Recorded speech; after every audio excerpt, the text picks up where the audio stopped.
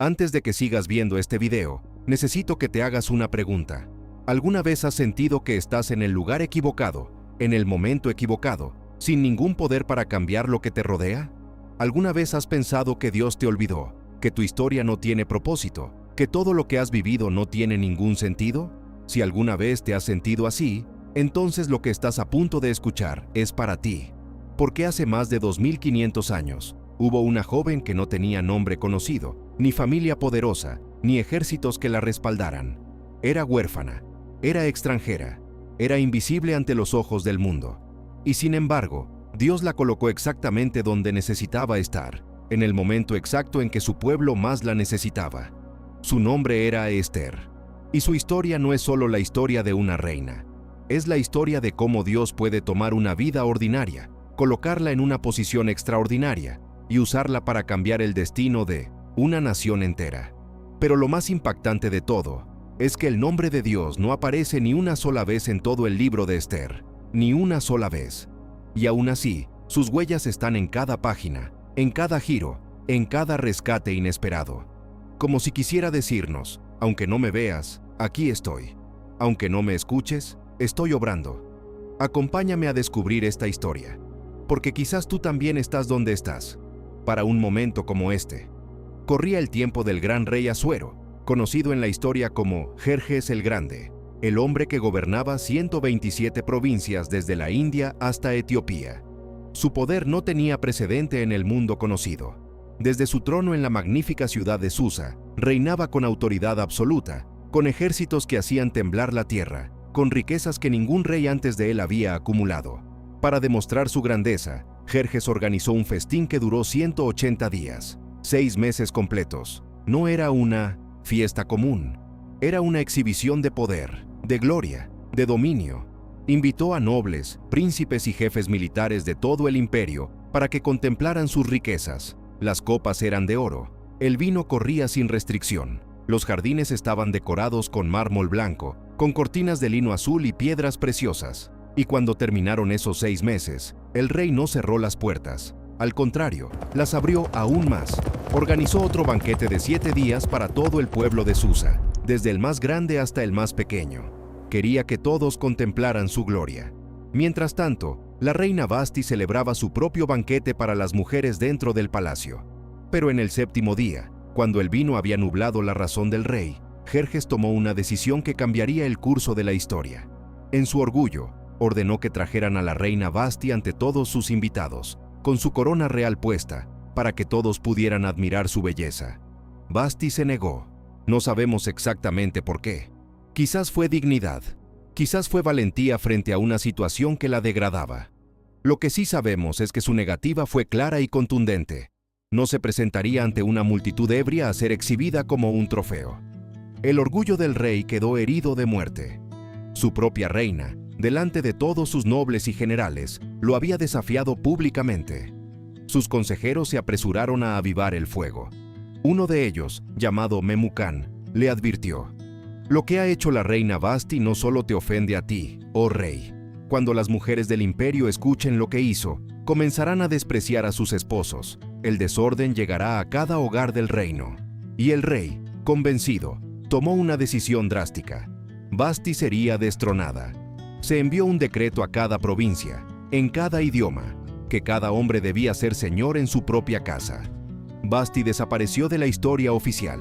Su corona fue quitada, su nombre borrado de los registros del palacio. Pero lo que nadie supo en ese momento era que Dios acababa de preparar el escenario para colocar a su instrumento elegido en el trono. Cuando la ira del rey se aplacó con el tiempo, comenzó a recordar a Vasti. Sentía un vacío que el vino y los banquetes no podían llenar. Sus servidores, atentos siempre al humor de su señor, propusieron una solución: que se buscaran en todo el imperio las jóvenes más hermosas y que fueran traídas al palacio para someterse a un año entero de preparación. Al final, la que más agradara al rey sería coronada reina. Los mensajeros partieron, jóvenes de toda condición, de toda raza, de todo rincón del imperio persa, fueron llevadas a Susa. Era un proceso en el que ninguna joven tenía voz ni voto. Entre todas ellas había una muchacha llamada Hadasa, conocida por su nombre persa, Esther. Era judía. Era huérfana. Su padre y su madre habían muerto cuando ella era apenas una niña. La había criado su primo Mardoqueo, un hombre fiel y sabio que había aprendido a navegar en tierras extranjeras sin perder su identidad ni su fe. Le había enseñado a temer a Dios, a honrar las tradiciones de su pueblo y con prudencia a guardar en silencio su origen judío en un mundo que podría usarlo en su contra. Cuando Esther fue llevada al palacio, algo extraordinario ocurrió de inmediato. El custodio de las mujeres, un hombre llamado Hegai, la miró y algo en su corazón cambió. Le dio las mejores habitaciones. Le asignó 7 doncellas. La trató con un favor especial que ninguna de las otras jóvenes recibió. Y Esther, en lugar de dejarse llevar por el orgullo o la ambición, siguió siendo exactamente quien era. Humilde, obediente, discreta. Escuchaba los consejos de Hegai. No pedía lujos adicionales. Confiaba en que Dios conocía el camino mejor que ella. Durante 12 meses, cada joven fue preparada para su encuentro con el rey. Tratamientos, perfumes, instrucción en el protocolo real. Todo diseñado para causar la mayor impresión posible en un solo momento. Cuando llegó el turno de Esther y entró ante el rey, el corazón de Jerjes quedó cautivado. No fue solo belleza física lo que lo conquistó, fue algo más profundo. La Escritura dice que ella halló gracia y favor ante los ojos de todos los que la veían, y el rey la amó más que a todas las demás mujeres. Mandó traer la corona real, la puso sobre la cabeza de Esther, y la proclamó reina del imperio persa. Se celebró un gran banquete en su honor, se decretó un día de fiesta en todas las provincias, se enviaron regalos por todo el reino, pero nadie sabía que la nueva reina era judía. Nadie sabía que Dios acababa de colocar a su sierva en el centro del poder más grande del mundo conocido, no para ser servida, sino para estar lista cuando llegara el momento. Mardoqueo pasaba sus días en la puerta del rey, ese lugar donde se conducían los negocios de la ciudad. No era noble, no tenía título, pero Dios lo había puesto allí con un propósito que ninguno de los dos podía ver todavía. Un día, mientras Mardoqueo cumplía con su rutina de siempre, escuchó algo que le heló la sangre. 2 de los guardias del palacio, Bigtán y Teres, hablaban en voz baja pero cargada de rencor. En su resentimiento, habían tejido un plan oscuro: asesinar al rey Jerjes. Era traición del más alto nivel. Mardoqueo no dudó ni un instante. Envió palabra a la reina Esther de inmediato. Y Esther, con el mismo sentido de urgencia, llevó la advertencia al rey, dejando claro que la información provenía de Mardoqueo. Se ordenó una investigación. La verdad fue descubierta. Los 2 guardias eran culpables, y por la ley persa, fueron colgados. La vida del rey había sido salvada por la lealtad de un hombre desconocido, y esa historia quedó registrada en el libro de las crónicas, el registro oficial del reino. Pero nadie recompensó a Mardoqueo. No hubo medalla, no hubo título, no hubo reconocimiento público, solo un nombre escrito en un libro que nadie volvería a abrir, hasta que Dios decidiera que era el momento exacto de leerlo. Esa es una de las lecciones más poderosas de toda esta historia. A veces Dios no te recompensa en el momento en que haces el bien. A veces simplemente anota tu nombre, porque la recompensa llegará exactamente cuando más se necesite. Pasó el tiempo. El rey ascendió a un hombre llamado Amán, el agageo, al rango más alto entre todos sus funcionarios, y ordenó que todos se inclinaran ante él cuando pasara. Todos obedecieron, todos, menos uno. Mardoqueo no se inclinaba ante Amán. Día tras día permanecía firme. Los demás le preguntaban: ¿por qué desobedeces? Y él respondía simplemente que era judío, que no podía doblar la rodilla ante un hombre cuando solo Dios merecía esa reverencia. Cuando Amán se enteró, la ira que lo invadió fue como un fuego que no podía apagarse. Y esa ira se multiplicó cuando descubrió que Mardoqueo era judío. No quería destruir solo a Mardoqueo. Su odio era demasiado grande para eso. Diseñó un plan oscuro: exterminar a todo el pueblo judío del imperio persa. Para elegir el día más favorable para su plan, Amán echó suertes, y la fecha cayó sobre el 13º día del mes 12º. Tenía casi un año para ejecutarlo. Amán se acercó al rey con palabras envueltas en la apariencia de lealtad. Hay un pueblo esparcido por todas las provincias de tu reino. Sus costumbres son diferentes, no cumplen tus leyes, no te conviene tolerarlos. El rey ni siquiera preguntó el nombre de ese pueblo. Simplemente quitó el anillo de su sello y se lo entregó a Amán. Le dio carta blanca. le dio el poder del trono para hacer lo que quisiera. El decreto fue enviado a las 127 provincias. En el 13º día del mes 12º, todos los judíos del imperio persa, jóvenes y viejos, mujeres y niños, serían exterminados. Los mensajeros salieron a galope, y mientras el rey y Amán brindaban tranquilamente, la ciudad de Susa entró en confusión. En cada rincón del imperio donde había judíos, brotó el llanto, ayuno, luto, cilicio y ceniza. La desesperación de un pueblo que veía su extinción sellada por ley.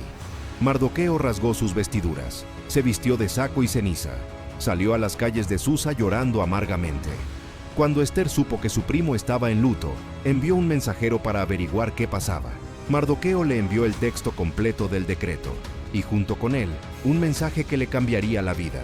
Ve ante el rey, intercede por tu pueblo, pídele misericordia.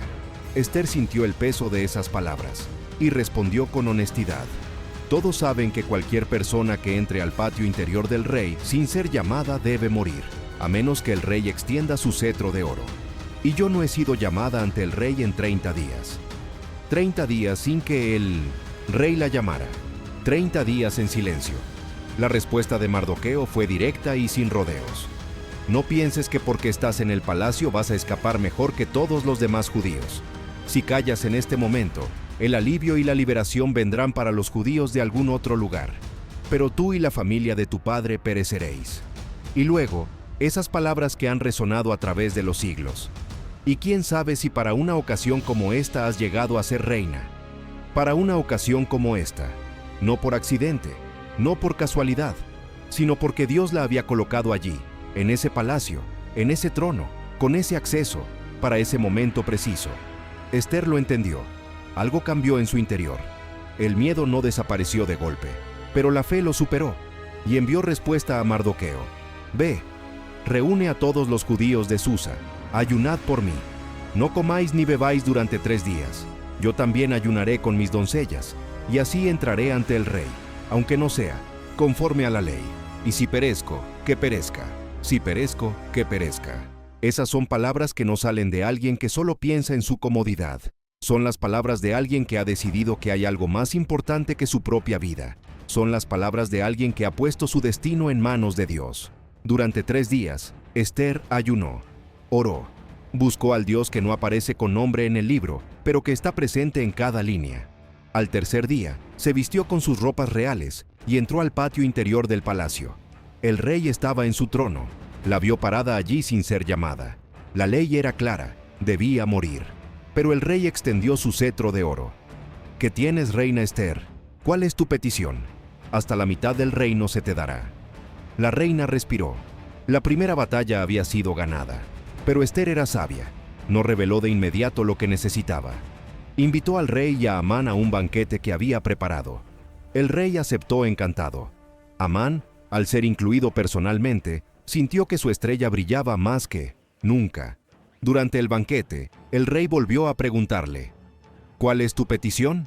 Y Ester, con una paciencia que solo puede venir de una profunda confianza en Dios, respondió, que el rey y Amán vengan mañana al banquete que prepararé para ellos. Entonces diré al rey lo que pido.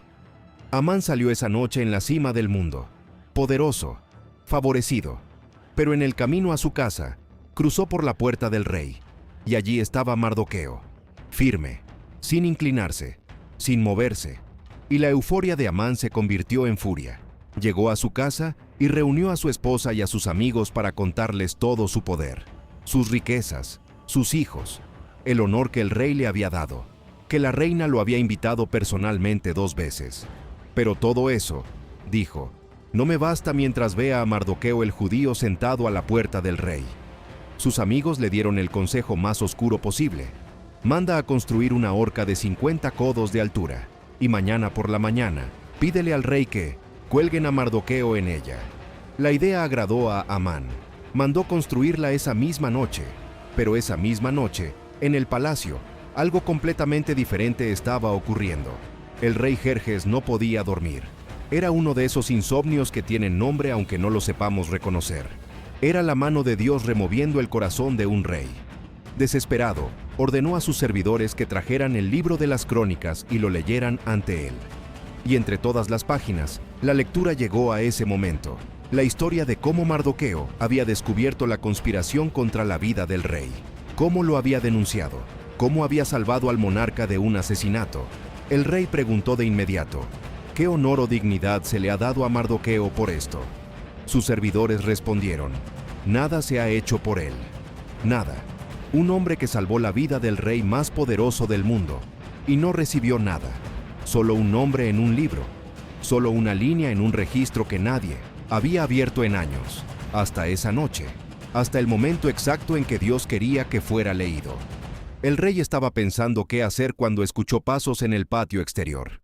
Era Amán, que llegaba en la oscuridad para pedir permiso de colgar a Mardoqueo en la horca que había construido. El rey lo mandó llamar. Amán, ¿qué se debe hacer con el hombre a quien el rey quiere honrar? Amán pensó que nadie más que él merecía ese honor. Así que respondió con detalle y con orgullo, que se traigan las vestiduras reales que el rey ha usado, que se lleve el caballo en que el rey ha cabalgado, y que uno de los príncipes más nobles lo lleve a caballo por las calles de la ciudad, pregonando, así se hace con el hombre a quien el rey quiere honrar. El rey sonrió y dijo, ve deprisa, hazlo así con Mardoqueo el judío que se sienta a la puerta del rey. No omitas nada de lo que has dicho. El rostro de Amán se puso blanco. Tuvo que hacer exactamente lo que había diseñado para sí mismo, pero para su enemigo. Recorrió las calles de Susa proclamando en voz alta la gloria de Mardoqueo.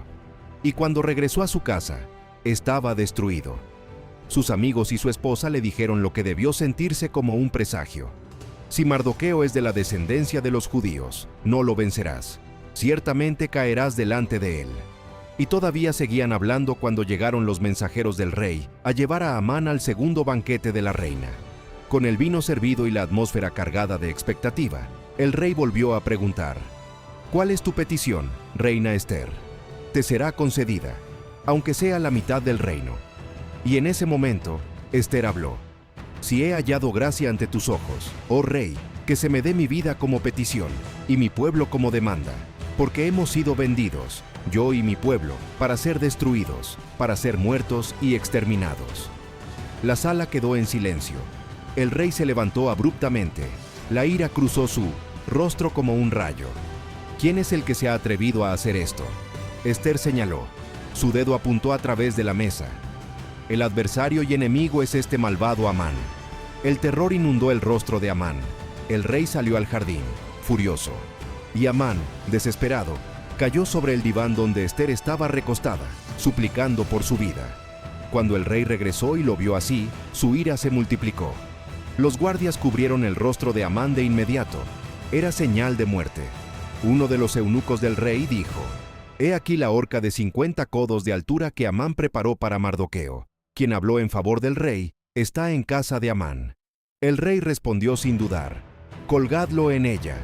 Y Amán fue colgado en la misma horca que había construido para Mardoqueo. Los planes del malvado habían caído sobre su propia cabeza.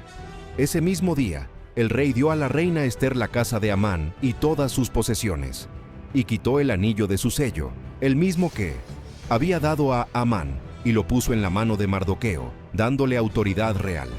Pero el peligro no había terminado. Amán estaba muerto, pero su decreto seguía vivo. En Persia, ningún decreto sellado con el anillo del rey podía ser revocado, ni siquiera por el propio rey. La ley era la ley, y el decreto ordenaba el exterminio de todos los judíos el 13º día del mes 12º. El reloj seguía corriendo.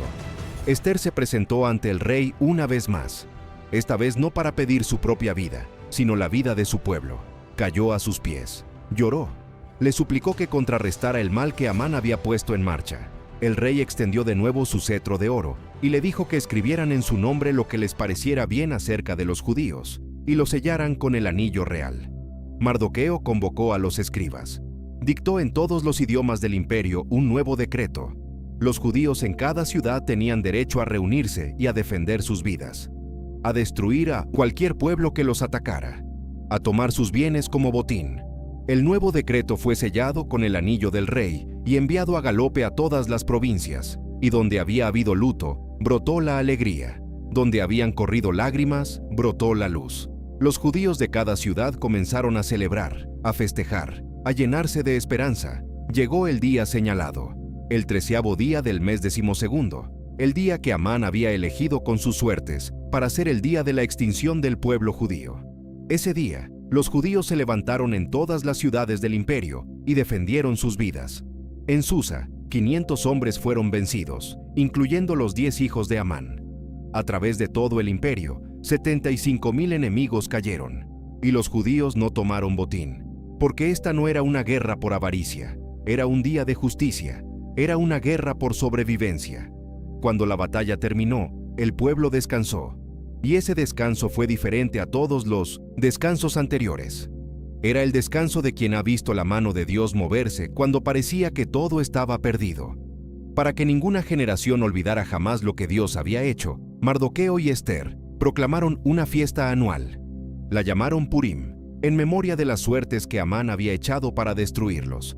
Esas suertes que debían sellar la muerte de un pueblo, se convirtieron en el nombre de su celebración más grande. Cada año, en los días señalados, los judíos se reunirían para festejar, para enviarse regalos unos a otros, para dar generosamente a los pobres. Un día que estuvo marcado para la muerte, se convirtió en un día de vida. El luto se convirtió en alegría. El llanto se convirtió en celebración.